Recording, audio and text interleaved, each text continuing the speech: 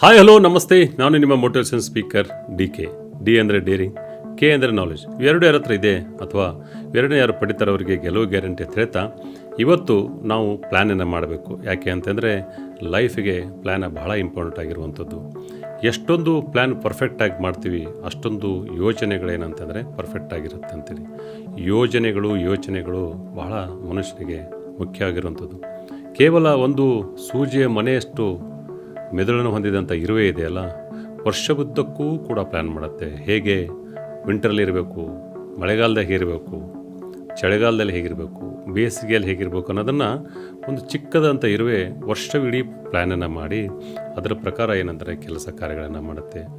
ಮಳೆಗಾಲದಲ್ಲಿ 4 ತಿಂಗಳ ಕಾಲ ಕಂಟಿನ್ಯೂಸ್ ಆಗಿ ಮಳೆ ಇರುತ್ತೆ, ಚಳಿಗಾಲದಲ್ಲಿಯೂ ಕೂಡ ಬಹಳಷ್ಟು ಚಳಿ ಇರುತ್ತೆ. ಆದರೆ ಬೇಸಿಗೆ ಇದೆಯಲ್ಲ 4 ತಿಂಗಳು, ಭಾಳ ವಿಶೇಷವಾಗಿರೋಂಥ ಇರುವೆ ಏನು ಮಾಡುತ್ತೆ ಅಂತಂದರೆ ಈ ಬೇಸಿಗೆಯಲ್ಲೇ ಒಂದು ಪ್ಲ್ಯಾನನ್ನು ಮಾಡಿಕೊಳ್ಳುತ್ತೆ. ಹೇಗೆ ಅಂತಂದರೆ ಮುಂದಿನ 8 ತಿಂಗಳ ಕಾಲ ಏನು ಮಳೆಗಾಲ ಮತ್ತು ಚಳಿಗಾಲ ಬರಲಿಕ್ಕಿದೆ, ಅಲ್ಲಿ ಯಾವ ಥರ ಫುಡ್ಡನ್ನು ನಾವು ಸೇಕರಣೆ ಮಾಡಬೇಕು, ಯಾವ ಥರ ಗೂಡನ್ನು ಕಟ್ಕೊಳ್ಬೇಕು, ಗೂಡು ಎಲ್ಲಿದ್ದರೆ ಚೆನ್ನಾಗಿರುತ್ತೆ. ಯಾಕೆ ಅಂತಂದರೆ ಭಾಳ ಜೋರಾದ ಮಳೆ ಬಂದರೆ ಒಳಗಡೆ ಇರ್ತಕ್ಕಂಥ ಫುಡ್ ಏನಿದೆ ಅದು ನೆನ್ಕೊಂಡು ಹೋಗ್ಬೋದು, ನೀರಲ್ಲಿ ಹರಿದು ಹೋಗ್ಬೋದು. ಎಲ್ಲ ವಿಚಾರಗಳನ್ನು ಇರುವೆ ಮೊದಲೇ ಪ್ಲ್ಯಾನ್ ಮಾಡಿರುತ್ತೆ.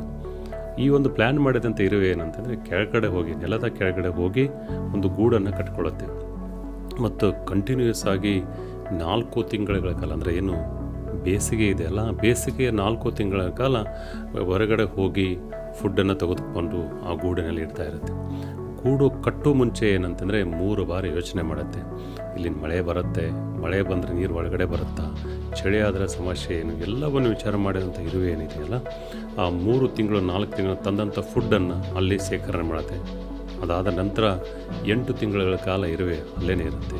ಯಾಕೆ ಅಂತಂದರೆ ವಾತಾವರಣ, ಪ್ರಕೃತಿ ಏನಿದೆ ಅಂತಂದರೆ ಅದನ್ನು ಸಪೋರ್ಟ್ ಮಾಡಲ್ಲ ಹೊರಗಡೆ ಬರೋಕ್ಕೆ ಅಂತ. ಮತ್ತು ಚಿಕ್ಕದಂಥ ಇರುವೆ ತನ್ನ ಲೈಫಿಗಾಗಿ ಇಷ್ಟೊಂದು ಪ್ಲ್ಯಾನ್ ಮಾಡುತ್ತಂದರೆ ನಾವು ದೊಡ್ಡ ಮೆದುಳು ಇಟ್ಕೊಂಡವರು, ಎಲ್ಲವನ್ನು ಬಲ್ಲವರು, ಎಲ್ಲವನ್ನು ಕೂಡ ಕಂಡವರು, ತಿಳಿದವರು, ಏನು ಬೇಕಾದರೂ ಮಾಡ್ಬೋದು.